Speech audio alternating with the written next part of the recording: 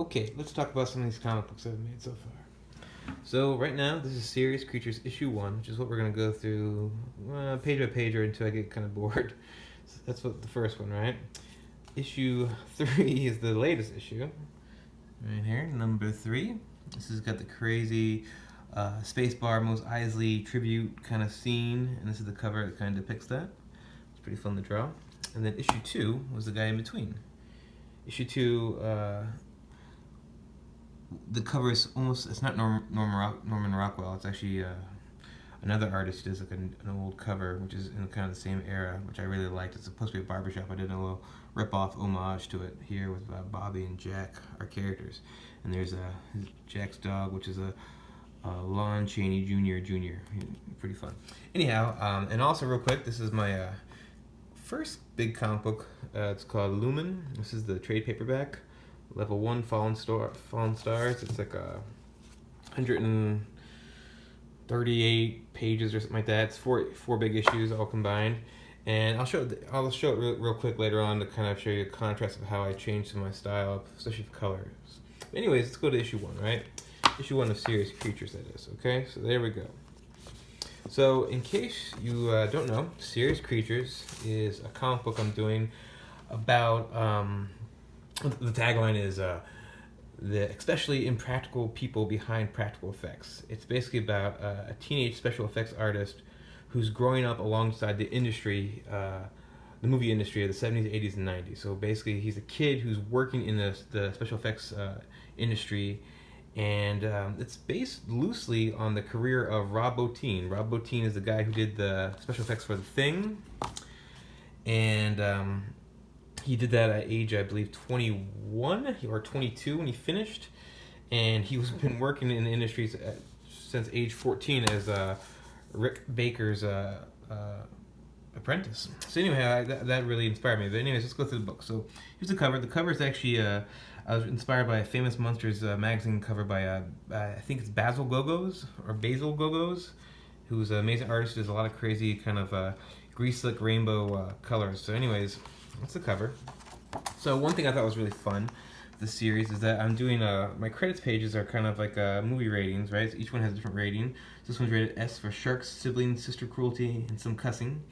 And I just think like little things like that, little touches are always fun, and they kind of make things feel a little special, you know, a little different. This is kind of cool, I thought. Like I've always loved like Kurt Vonnegut books, other books that have titles, and then they also go or, and then they have some really long, weird worded title. So this one, I've always wanted to do that. So this is my chance. And Never Been to California is actually the name of a song by my old band Bicycle Fight. And the song title came from the fact that I lived in Arizona and had never been to California. And I think I finally went when I was age 21. My buddy Pete took me, my girlfriend at the time, and his girlfriend to fucking Disneyland or whatever. So it took me that long. But anyhow, page 1, right? So I love usually opening on splash pages, but at the same time I was trying to challenge myself with the 9-page grid and utilize that. So I kind of did a little bit of best of both worlds. So it says, in the end, it was all the shark's fault. And some halftones action here. So issue 1 revolves around a movie called Finn, which is basically an analog for Jaws. So this is the summer of '74 while they're filming this movie, and this is our character Bobby Feckle, the main character. And the book has a lot of surreal sequences like this. You're not sure if this is supposed to be like the way he remembers things or if he's actually experiencing these weird things. So the book opens up with him kind of in the future, or at least the current time now, reminiscing about the past. So you have little bits of what you might see in his life. And so there's a little homage to The Thing, which in this book's going to be called It Knocks. There's a wolf, back to the shark, and then there's some weird stuff. It's kind of hard to understand at first. But this is Bobby looking at the water, looking at the ocean, thinking about his father and masks. And this is the first appearance of these weird figures with these masks that are called the Dark Forebodies. And there's actually, in the next panel, you see a little bit of the Ben Cooper plastic mask version of the Forebodie mask, and behind the mask is Bobby himself, and then Bobby removes the mask and there's nothing there. And so this is a really kind of weird existential opening to a book which is actually, I think, my funniest work. It's just kind of it's light and dark, and I think those things kind of accentuate each other. So, but it opens up pretty hardcore. Talking about masks. Let me get into some kind of real deep questions here, and then we get to the shark, and the shark's another symbol. And this is cool. This is me kind of finding my footing at first with how I wanted this book to be. I could go surreal. I could play the storytelling. So here's the title page, Finn. And when I discovered that the Finn fits in the letter N, I thought I was a fucking genius. So here we go. Here's a car. And what's cool here, I actually removed the holding lines and just kept the color, so it looks almost like an old animated Hanna-Barbera thing to me. I think it looks a lot better that way without the holding lines. And so here we go. Here's Bobby and his sister Lainey driving in '74. And another little thing I tried, which I think it worked pretty cool, is that when Bobby has his drawing sketchbook, instead of ink lines like the rest of the comic, those are just pencils. I just use pencil to kind of show that he's drawing in pencil, and it makes it stand out, you know, from the rest of the art. And so, give you a kind of overview real quick of how these pages look. Here's more. This is Lainey talking, and I'm not sure it picks up here, but I like to do little halftones for the cigarette smoke coming out of her nose. And this is a Famous Monsters cover. And then, of course, 8-track, and we're rocking some Floyd. And later on in the series, character comments on it, but one of the reasons why I went with Pink Floyd is I was trying to find the coolest like band of the 70s that I could listen to, and I was like, you know what, that's bullshit. I think a lot of times in movies, and they have these great soundtracks of all these amazing bands that are kind of like, they're the lesser known bands at the time. A lot of times really great bands don't get discovered until much later, and so it's much more likely that people will be listening to something popular, like Pink Floyd. And not that I don't like Pink Floyd, I like Pink Floyd just fine. But I just thought it was a fun sequence too. The shark and of course the pyramid thing from Dark Side of the Moon. But so you know, later in the book they're listening to like oh my god, Phantom Comes Alive. You know, it's like this the stuff that they probably would be listening to. And this is also the origin of the dark forebodings. So basically the line in Pink Floyd is dark forebodings too, and Bobby gets it wrong, dark forebodings, and Lainey kind of calls him on it, and it becomes kind of a joke. And that was kind of inspired by The World According to Garp. In that book, Garp's son calls the undertow, his mom warns him about the undertow. He thinks there's this big toad that's going to drag you down in the ocean. And I just really like that kind of stuff. I play with words. I like the idea that when you get things wrong, sometimes it opens up a much more imaginative kind of thing. This is our stand-in for Spielberg. They call him Sharkbeard, and him. This is supposed to be Bobby's introduction to the world of cinema, and it's basically a guy who's making maybe the most successful movie, one of the most successful movies of all time, and maybe, in my opinion, one of the few perfect movies. And he thinks he's gonna get fucking fired. He almost did get fired, but it just sort of shows you how stressful and insane this world is. And Bobby's all for it, but he had his warning, you know. I also thought this was kind of fun. It actually looks a lot better digitally.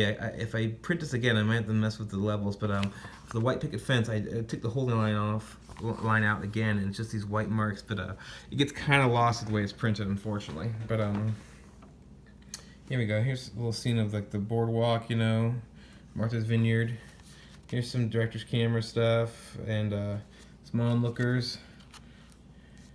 Here we go, some Teamsters. And here's a good shot of Bobby. This is a nice shot. And with Bobby, one of the things I was like, you know, in this book, obviously, these are regular people, so there's no weird costumes. So you had to make distinct looks, you know. And so I give him a certain crazy hair. I give him big ears. I give him glasses, and I try to get his nose. There's something a little unique about it, so you can see him right away. You know who he is. And also, a lot of these characters, they're based on semi-real people, and everybody seemed to have glasses and a beard. So it became really a challenge to make everyone look different, even though they all look kind of the same. They're all mostly white dudes with kind of long hair, beards, and glasses. So this is a fun little page. This is a bunch of quick images of certain special effects that are landmarks, and so this is, of course, American Werewolf in London, The Exorcist, The Thing, Terminator, The Predator, and this is the Alien Queen. These are actually drawn. Most of my pages are, if you look at the actual art, they're as you see them. These were actually drawn bigger and shrunk down and fit in this page because I just wanted them to look really good, and I couldn't do it that small. So anyhow, this is our other main character. This is Jack Barber. Jack Barber is loosely based on Rick Baker, and he's besides being a total stud, he's sort of like he's the cool older brother who's going to take Bobby Feckle under his wing, and he's especially in this issue when you initially meet him, he seems like he is a pretty good dude, and it's fun to write that and make him interesting because a lot of times good dudes can be really boring. So it was fun to kind of, he has edge, he's sarcastic and he can be funny, but he's sincere when he's blown away by Bobby's talent, and he really wants Bobby to do well. This is a fun page. This is like this kind of playing with composition here, using the glasses as panels, and this is of course Lainey with a fake prop severed arm doing the jerk-off motion and embarrassing her little brother. He's trying to impress Jack Barber here, who's not his hero per se, but he works for his hero, and he basically has the job that Bobby wants. Bobby, age 14. This is them wheeling in the shark from Finn, which is basically Bruce from Jaws. And we get to play with color again and make it really dramatic and kind of aquatic, even though they're not underwater here. And this is Bobby and Jack on the big shark. And of course, within the shark, you start seeing the foreboding mask peering back. And this is another kind of like surreal, dreamy moment where you get that the story isn't exactly regular, isn't exactly normal. Things are, it's a weird, wet, malleable kind of reality. This is really fun to draw in color. This is the shark covered in seaweed. It just sunk to the ocean, so you can see there's some halftones on it. Lots of crazy color. The teeth are just insane. And it's funny, it's a fake shark, so you can exaggerate it as much as you want, I probably just exaggerate anyways.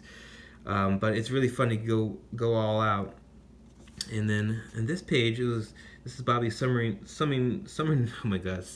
the courage to show Jack his work. And so while he's doing that, you see Jack, and then there's this moment where Bobby sees the foreboding mask, and that's kind of a manifestation of his fear right there.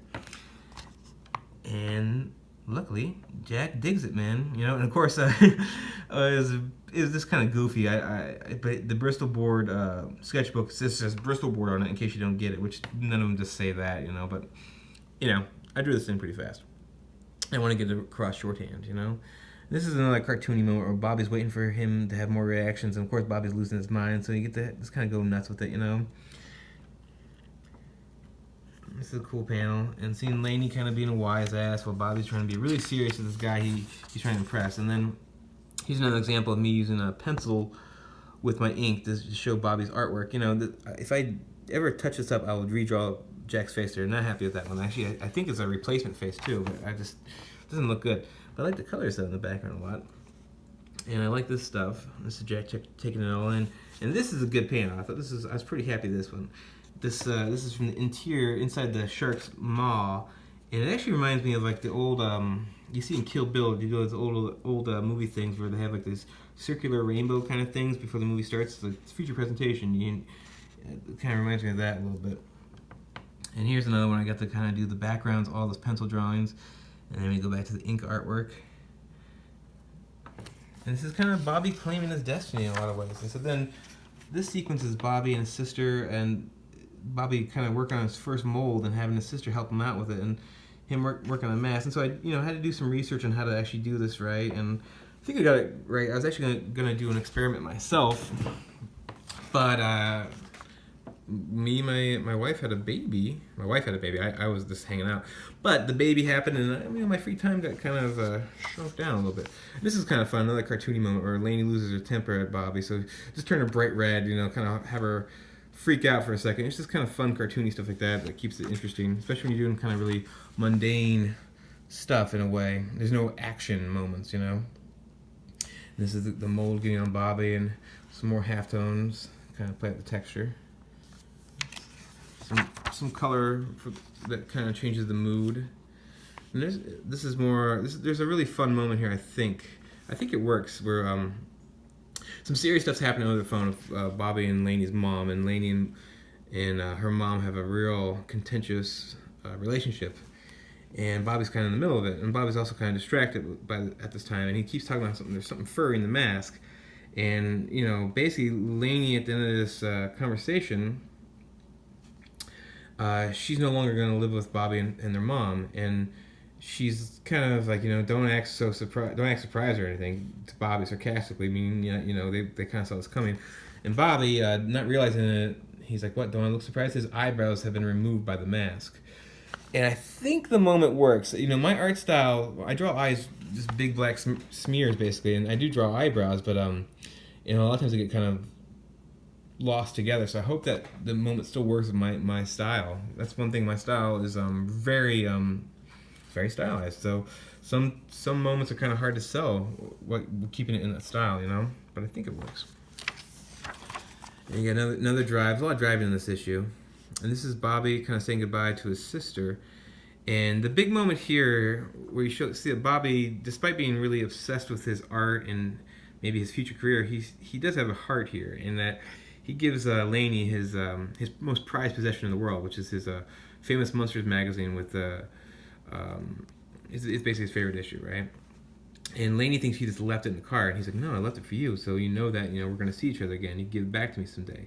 And she's crying, and she's very touched by it, And this is another one I use kind of texture and color to kind of emote, and just kind of show you this is a special moment. And then this is one of my favorite pages actually. This is them hugging, and there's almost no color. There's some light blues on the windows, and they're in yellow. And there's a little joke. Bobby kind of undercuts it a little bit, but it's some heart right there, And I was just happy with how it worked out. This last page also was pretty happy with. Another back to 9-page grid. We have the airplane. Bobby's going back home to Arizona. He's kind of thinking about how can he get to California. How can he start working on movies? He wants to start now.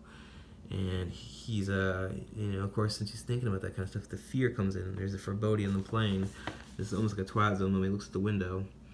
And then you realize he's in this, the plane has become the shark, and it's, he talks about the sunken mechanical shark and how he feels a kinship with that, and that's kind of it's going to be one of the continuing metaphors in the book. The white shark, sort of a Moby Dick thing, the white fish, what that symbolizes, and also Bobby, maybe his perception of what that symbolizes changing throughout the book. So, end of the deal, we got my good Facebook friend, David James Keaton. Great author. You should read his books. Pig Iron's a great one. The Last Projector. He's got, I think, three collections of short stories, which are of varying quality, but there's some good stuff within those books. But he wrote a really fun essay about Jaws and his connection with the film for the back matter of my book. And I'm actually going to name my John Carpenter analog after him, so he'll be James Keaton, because I know we're both big Thing fans. And speaking of which, here's a blow-up of that Thing panel, just because I had to fill the pages. And so my printer, you have to print a certain number of pages. It says a little ad. And then, of course, I did this little guy in the back of all my books, because I realized, just in case you buy this at a comic book shop and you don't buy these online, if you want to buy them, direct from me, get some cool free art and whatnot, and get me some more money.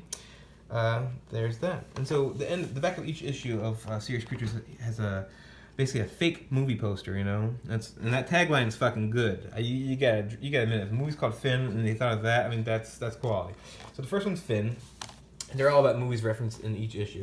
Serious Creatures issue 2. The movie is Bigger Brother, which is basically a blaxploitation 1984 kind of takeoff. So it's almost like THX meets Sweetback's Sweet Ass Song, So we got Groupthink meet Black Thought. 2 + 2 = jive. And, this is just crazy, dumb fun. Arthur Thames is just a fake actor I made up, Here's Serious Creatures issue 3. And this one, I couldn't think of a good name for Star Wars, for a Star Wars analog, so I just did, it's never mentioned, it's just a space opera movie. So I thought for the back, I love a lot of the foreign, especially the Eastern Bloc posters about Star Wars. So I did like a foreign takeoff of Star Wars, which is Dergemanian, which is actually a fake country that I made up in my first novel, Nefarious Twit. And I still kind of reference and talk about sometimes. There's Mania and there's Manian things, and so this is the in the fake language. I actually used a Mars Volta font, and just kind of redrew it myself and had fun with it. And it's Death Star's a giant vampire orb, and there's like weird robot bats, and it's like it's Star Wars, but it's real fucked up, but it's kind of fun. And just real quick, I'll show you. So for instance, Serious Creatures. Here's issue 3. This is the opening page. See some of the coloring. Yeah, here's a good example. So this is some of how I'm coloring now. I'm using basically, it's all digital color, but I use a lot of crayons and watercolors, right? I just think it kind of gives it a, I don't know, it's a more softness, which I like. And so that's how I'm doing things now, and I think I'll keep doing it like that for now. But my old book, Lumen, I colored digitally, but I didn't do that watercolor stuff so much. It was more solid color. So there's still a lot of like blown out saturated colors, but it's not, it's more, you see there's like everything's filled in completely. Whereas in this book, you see the white peeking through, and I think it's looks a little more done by hand, So this is the old book. I think I like the new way I'm doing things from now on. So if I do more Lumen, I think I'll keep it either Serious Creature style or find something in between, This is issue 3. I don't want to ruin it for everybody, but it's my favorite issue, I think, so far. I actually think issue 2 is good. I think I've done good stuff on all 3 issues. Issue 1 and issue 3 are better than issue 2. Issue 2 is almost like it's go-between, Although it does have this fucking rad spread, right? I mean, you can't fuck with that too much. I mean, all the monsters, look at that. That was really fun to draw. And it was a good time. Got a little Kirby homage there, and just tons of creatures, and kind of this is just a fun little bit. And also back to the coloring. This is again, you see me using crayon. Kind of this makes it a little more textured. It just gives you a little something else to kind of play with, something else to chew on. So anyhow, that was me going through Serious Creatures issue 1. Hope you dug it. There's gonna be 6 issues of this first part of the comic book. I'm gonna take a break for probably, if not a year, like 7 months. Then I'm gonna do 6 more, and then the series is done. So it'll be collected once I do the first 6 issues. So if you're waiting, you can wait for that. But if not, just get it now, man, because they keep selling out, and I'm kind of gonna be done doing reprints. So thanks. Bye bye.